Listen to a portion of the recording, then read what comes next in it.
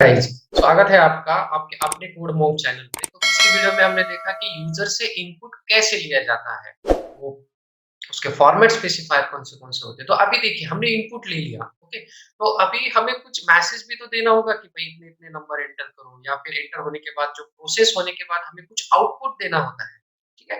तो वो आउटपुट कैसे दिया जाता है? तो सिंपल सी बात है, हमारे पास जो स्टैंडर्ड इनपुट आउटपुट फंक्शंस है उनमें से आउटपुट देने के लिए, मतलब मैसेज देना है, कुछ आउटपुट देना है, तो हमारे पास जो फंक्शन है उसका नाम है प्रिंटफ फंक्शन। अब इसके नाम में ही है, देखिए ये कुछ प्रिंट करेगा और ये फंक्शन है। F stands for function. और जैसे कि हमने पिछली इसमें देखा था कि फंक्शन कैसे पहचाना जाता है, जिसके सामने राउंड ब्रैकेट लगा हो उसे कहते हैं फंक्शन। तो ये जो फंक्शन है, ये फंक्शन काम करेगा एज अ आउटपुट फंक्शन, मतलब इस फंक्शन से कुछ ना कुछ आउटपुट हमारे स्क्रीन के ऊपर आने वाला है। जो स्क्रीन के ऊपर आएगा वो एज आउटपुट कंसीडर होगा। आप फिर मैसेज दीजिए या फिर आप कुछ प्रोसेस कर रहे हो, प्रोसेस करने के बाद जो रिजल्ट आएगा वो रिजल्ट आप डिस्प्ले कर सकते हो, उसे भी आउटपुट कहते हैं। तो ये हो गए आउटपुट जो प्रिंटफ करता है। अब ये प्रिंटफ, जैसे कि हमने स्कैनफ में देखा कि स्कैनफ लेने के लिए पहले हमें वो फाइल, हेडर फाइल इंक्लूड करनी पड़ती है। तो सेम प्रिंटफ के लिए भी वही फाइल stdio.h, ये हेडर फाइल जो है, ये हेडर फाइल हमें जो है वो हमारे प्रोग्राम में इंक्लूड करनी पड़ेगी। तो इसका जो सिंटैक्स है और एक्चुअल जो प्रोग्राम है वो हम डायरेक्टली सी टर्बो सी में ही देखने वाले हैं, और एक प्रोग्राम करके देखेंगे तो आपको समझ में आएगा कि एक्चुअल प्रिंटफ काम कैसे करता है। तो चलिए चलते हैं हमारे टर्बो सी की तरफ। लीजिए गाइस, हम आ गए हैं हमारे टर्बो सी के ऊपर। तो जैसे कि हमने कहा था कि हमें प्रिंटफ करवाना है और स्कैनफ करवाना है, तो पहले हम लिख लेते हैं सिंटैक्स, ओके। अब मैंने ये क्या लिखा ना, ये मैं आपको अभी सिर्फ बोल देता हूँ कि ये कमेंट है। कमेंट मतलब जो प्रोग्राम में रन नहीं होती, जैसे हमने फर्स्ट प्रोग्राम में देखा था, जो कि प्रोग्राम में रन नहीं होने वाली। तो ये जब कमेंट का टॉपिक आएगा तब मैं आपको ये बता दूंगा। तो देखिए प्रिंटफ, तो प्रिंटफ जो है इट्स अ आउटपुट फंक्शन। अब इसका सिंटैक्स देखिए कैसा है। Syntax printf, okay, simple printf लिखेंगे, राउंड ब्रैकेट ओपन और राउंड ब्रैकेट क्लोज, ये आदत डाल लीजिए और आखिरी में सेमीकोलन रख दीजिए। ये आदत कभी भी पहले से स्टार्ट कर दीजिए। अब ये डबल कोट्स, अब ये डबल कोट्स के अंदर जो कुछ भी आएगा, यहाँ पर जो कुछ भी लिखा जाएगा वो एज इट इज प्रिंट होगा, उसमें कोई भी चेंजेस नहीं होंगे। अब देखिए सपोज यहाँ पे है स्ट्रिंग, ओके, जो कुछ भी लिखोगे, फॉर्मेट स्ट्रिंग बोलो, फॉर्मेट स्ट्रिंग और मैसेज कहिए, कुछ भी कहिए, ओके। और उसके बाद ये ऑप्शनल है, कौन से आर्ग्यूमेंट्स, arg1 arg2, ऐसे कहां तक जा सकते हैं, हमारी argn तक जा सकते हैं।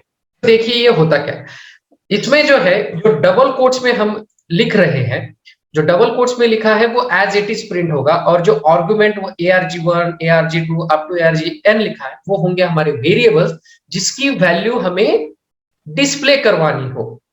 तो वो arg1 में आएंगे। अगर हमने देखा था स्कैनफ में जो वैल्यू चाहिए उसके लिए हम क्या लिखते थे, फॉर्मेट स्पेसिफायर, तो वैसे ही सेम फॉर्मेट स्पेसिफायर हमें प्रिंटफ में भी लगने वाले हैं। तो अभी चलते हैं हम डायरेक्टली हमारे प्रोग्राम की तरफ, तो आपको समझ में आएगा कि कैसे प्रिंटफ लिखा जाता है। तो देखिए सबसे पहले हम लेंगे फाइल इंक्लूड stdio.h, हम दूसरी नहीं लेंगे, अभी तक जो सिखाया है वही करेंगे।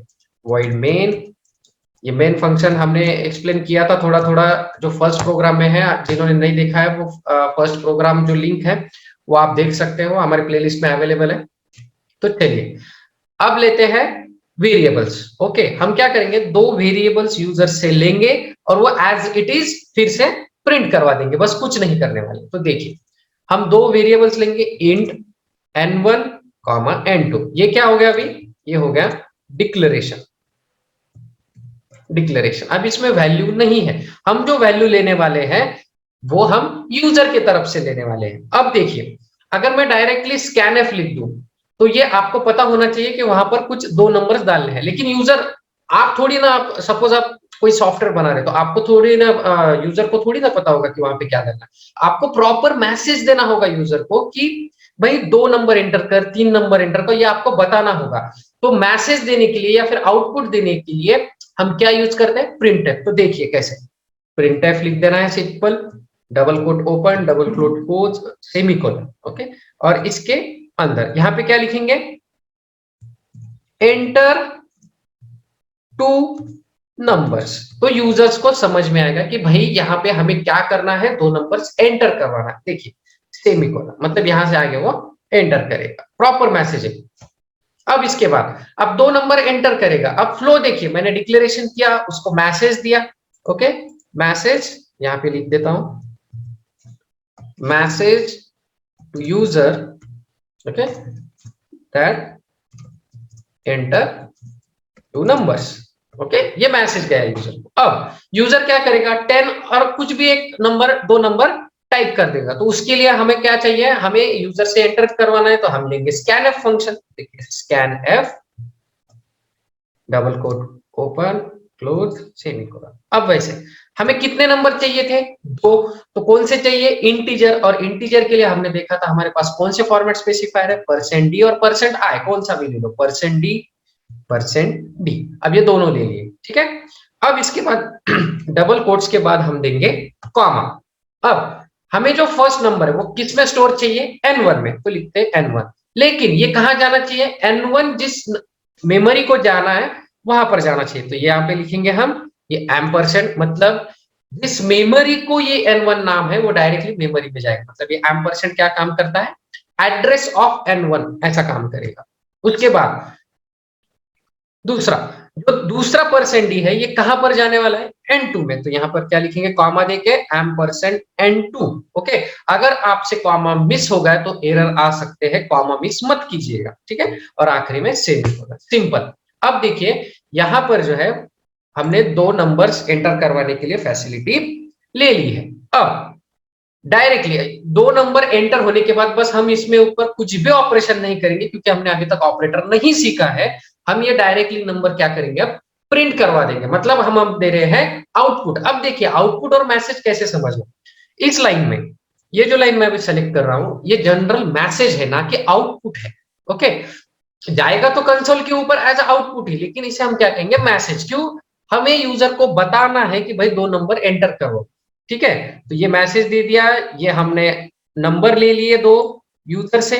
अब इसके बाद जो है, इसके बाद हम सिंपल अब आउटपुट देंगे, यही जो नंबर 2 एंटर करवा के लिए बस एज इट इज फिर से प्रिंट करेंगे। देखिए कैसे, तो प्रिंटफ, प्रिंट करवाना है मतलब printf, simply double quote open और ये क्लोज। अब देखिए हमें बताना है कि भाई ये नंबर 1 ये था, नंबर 2 ये था, ओके। अब देखिए मैं लिखूंगा सिंपल नंबर 1 कौन सा था, ओके। अब ये message as it is print होगा, ना कि जो वैल्यू है वो प्रिंट होगी। अब वैल्यू कैसे प्रिंट, देखिए सिंपल, नंबर 1 कोलन होने के बाद ये जो कोलन हो गया, यहां पर हमें नंबर चाहिए, कहां पर, इस जगह पे जहां पे कर्सर ब्लिंक हो रहा है वहां पे नंबर चाहिए। जहां पे नंबर चाहिए वहां पे सिंपल हमें उसका फॉर्मेट स्पेसिफायर लिखना है, तो मैं लिखूंगा %d, सिंपल सी बात है, ठीक है। अब उसके बाद थोड़ा सा स्पेस देता हूं और लिखता हूं नंबर 2, ठीक है, नंबर 2 कोलन। आप कुछ भी लिख सकते हो, this is number 1, this is number 2। सिर्फ याद रखिए जहां पे जो वैल्यू प्रिंट करवानी है वहां पर कंपलसरी फॉर्मेट स्पेसिफायर लगने ही लगने हैं। विदाउट फॉर्मेट स्पेसिफायर उसे समझ में नहीं आता कि हमें नंबर प्रिंट करवाने हैं, ठीक है। अब यहाँ पे नंबर 2, यहाँ पे %d, चलो हो गया हमारा काम, ठीक है। अब कॉमा, यहाँ पे %d में किसकी वैल्यू प्रिंट होनी चाहिए, अब देखिए यहां से इस साइड से पहला %d आता है ये नंबर 1 के पास, तो ये कॉमा के बाद जो पहले आएगा वो प्रिंट होगा n1। तो ये n1 कहां पे जाके प्रिंट होगा, जो नंबर 1 का %d है वहां पर जाके वो प्रिंट हो जाएगा। उसके बाद कॉमा, अब कौन सा देना है, n2, ये n2, ये हो गया प्रिंट। तो अभी चलते हैं हमारे डायरेक्टली, हम क्या करेंगे अभी, ये जो n1 और n2 है, ये नंबर 1 के पास जो ये %d है, ये जो %d है, ये %d सिर्फ n1 को प्रिंट करेगा, और ये %d जो है वो n2 को प्रिंट करेगा। तो चलिए करते हैं इसे कंपाइल। अब मैं इसे सेव नहीं करूंगा, डायरेक्टली कंपाइल कर दूंगा, ठीक है, देखिए। और उसके बाद आप सेव करके करना, ठीक है। चलिए देखिए एंटर टू नंबर्स, अब देखिए मैसेज आया कि नहीं, तो आपको पता चला कि हमें दो नंबर कोई तो भी एंटर करवाने। सपोज मैंने 10 किया, एंटर किया और 20, ठीक है। मैंने 10 और 20, अब जैसे ही मैं एंटर करता हूं ना तो डायरेक्टली हमें आएगा आउटपुट नंबर 1 कोलन 10 और उसके बाजू में थोड़ा सा स्पेस देके नंबर 2 कोलन 20। अब देखिए जो 10 है वो n1 में जाके स्टोर होगा और 20 जो है वो n2 में जाके स्टोर होगा। देखिए n1, अब एंटर करूंगा तो प्रिंट है, ठीक है। अब ये आपको आउटपुट नहीं दिखा क्योंकि हमने हमने होल्ड नहीं किया है, तो हम जाएंगे सीधा आउटपुट की तरफ। यहाँ पर ये विंडोज में जाके आउटपुट, ठीक है। तो देखिए नंबर 1 स्पेलिंग गलत हो गई शायद, ठीक है। नंबर 1 यहाँ पे देखिए ये हो गया हमारा नंबर 1 10 और स्पेस देखिए नंबर 2 20। तो इस तरह से हमने ये प्रिंट किया। मैं स्पेलिंग अच्छे से करवा लेता हूँ, नंबर, ओके। चलिए अब ये हो गए हमारे एक्चुअल नंबर 1 प्रिंट करना और यूजर से मंगवा लेना। अब जैसे कि मैंने कहा था, हम अगर प्रिंटफ और स्कैनफ यूज करने वाले हैं तो हमें stdio.h कंपलसरी लगना ही लगना है, ठीक है। तो देखिए अगर मैं इसे निकाल दूं तो होता क्या चीज है, ठीक है। मैं इसे निकाल दूं और डायरेक्टली रन करूं या कंपाइल करूं, पहले तो कंपाइल करेंगे। कंपाइल, एरर कितने हैं, 2 है। लाइन कंपाइल कितने हो गए, 11, ओके। अब देखिए ये याद रखिए लाइन कंपाइल 11 है और एरर 2 है। अब देखिए एरर कौन सा है, देखिए कहां पे आया, ये देखिए एरर पढ़िए, function printf should have a prototype and function scanf should have a prototype। मतलब ये printf और scanf जहां पे डिफाइन है, ये इसको मिल नहीं रहे कि ये कहां से लाने हैं, ओके। तो इसलिए मैंने जब कल कहा था कि हमें ये कंपलसरी जो फाइल है ये हेडर फाइल हमें इंक्लूड करनी पड़ेगी। अब मैं बताऊंगा ये हैश क्या होता है, इंक्लूड क्या होता है, ये जब प्री प्रोसेसर डायरेक्टिव्स नाम का चैप्टर आएगा तब हम ये देखेंगे। तो लिखते हैं stdio.h, ये लिख लिया। अब चलिए अब देखते हैं कि भाई हम ये आउटपुट की तरफ जाएंगे, आउटपुट में देखते हैं, ओके। अब सपोज ये जो नंबर 1 है 10, ये मुझे ये लाइन पे चाहिए और नंबर 2 नेक्स्ट लाइन पे चाहिए, तो कैसे करें, देखिए एक ही लाइन में लिखेंगे। दो इसके लिए ऑप्शंस है, या तो आप अलग अलग लाइन में लिखो या फिर सेम लाइन में लिखो, ओके। चलो पहले देखते हैं, एक ही लाइन में लिखकर वो नंबर 2 जो है वो सेकंड लाइन में आना चाहिए। मतलब आउटपुट कैसे आना चाहिए, सिंपल देखिए आउटपुट ऐसा आना चाहिए, number 10, okay sorry, okay, number 10 और नंबर कोलन 20, ऐसा आउटपुट आना चाहिए। तो देखिए सिंपल सी बात है, ये इस तरीके से भी होता है, नंबर 1 कोलन, ओके। ये कोलन नहीं लिखा तो भी चलता है, मैंने सिर्फ सेपरेशन के लिए लिखा है, ओके। अब देखिए हमें नंबर 2 से नेक्स्ट लाइन में चाहिए, तो सिंपल यहाँ पे slash n, okay. That slash n stands for new line, okay. मैं यहाँ पे कमेंट में लिख देता हूं, slash n is used for new line. मतलब अगर आपको वहां से कुछ न्यू लाइन में लिखना है तो वो आप कर सकते हो। तो चलिए इसे कहते हैं compile.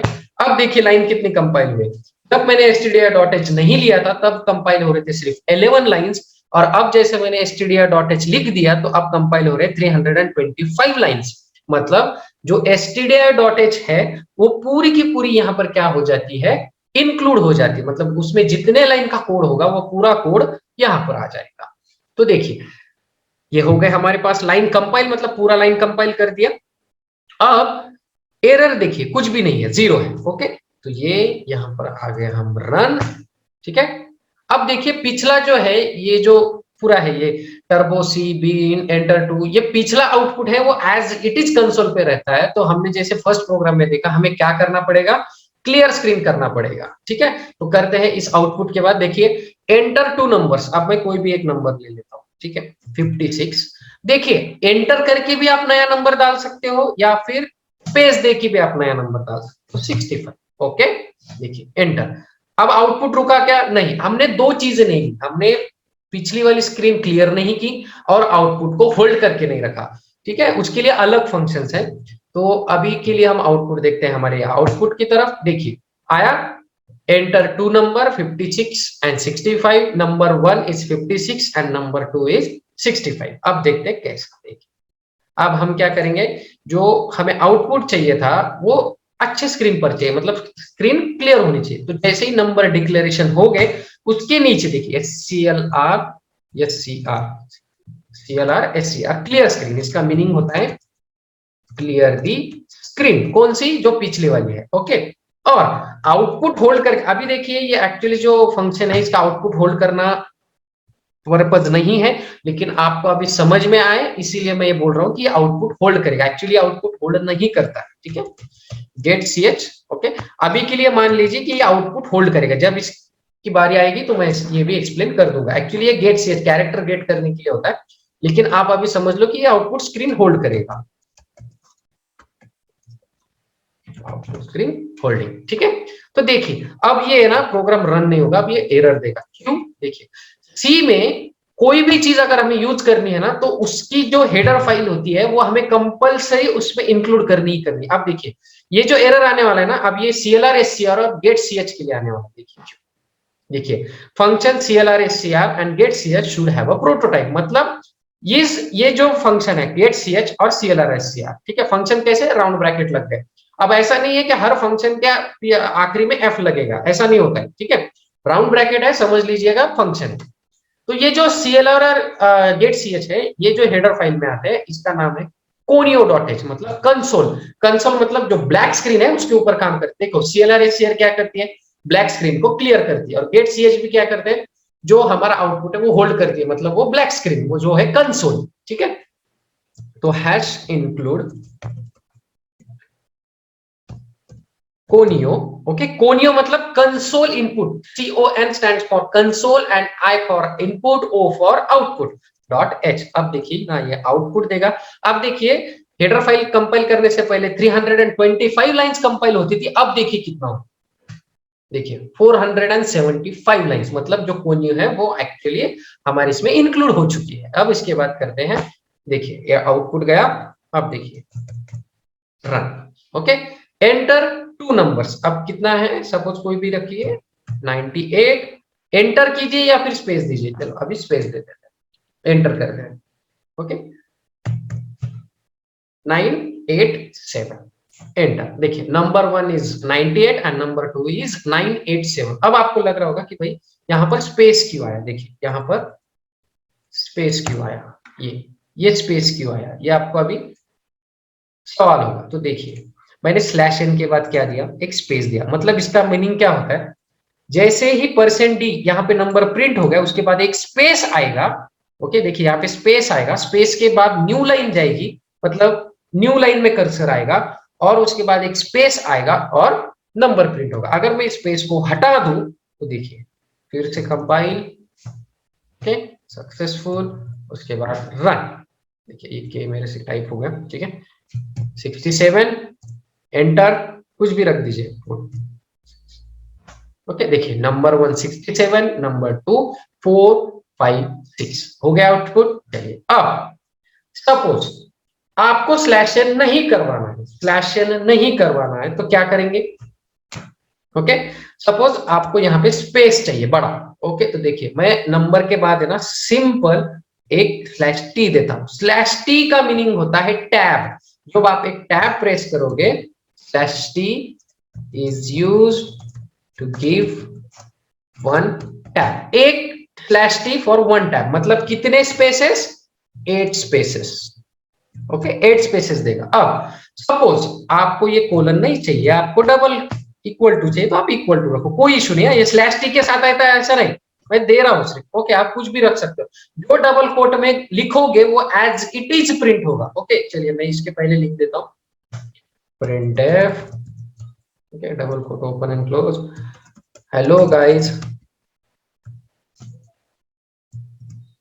How are you, how are you. Okay अब इसके बाद प्रिंट है, फिर से लिखता हूं we have two numbers. Okay we have two numbers. अब देखिए कैसे प्रिंट होगा, एंटर टू नंबर्स। आप दो नंबर एंटर करोगे, उसके बाद आएगा hello guys how are you. उसके बाद अब सामने ही आएगा क्योंकि मैंने स्लैश एन नहीं लिखा है, ठीक है। हमें क्या चाहिए? We have two numbers. ये न्यू लाइन पे चाहिए ना, तो यहाँ पे स्लैश। ओके और इसको भी हम क्या करेंगे? स्लैश एन देंगे। ओके तो देखिए अब आउटपुट क्या आएगा।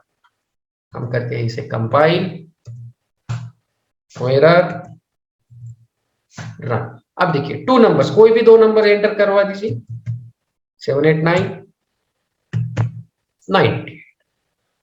देखिए, hello guys how are you. Okay, अब ये आउटपुट कैसा आया देखो, 98 के बाद जो प्रिंटफ है ना, उसके बाद आया hello guys how are you. Okay, print हो गए।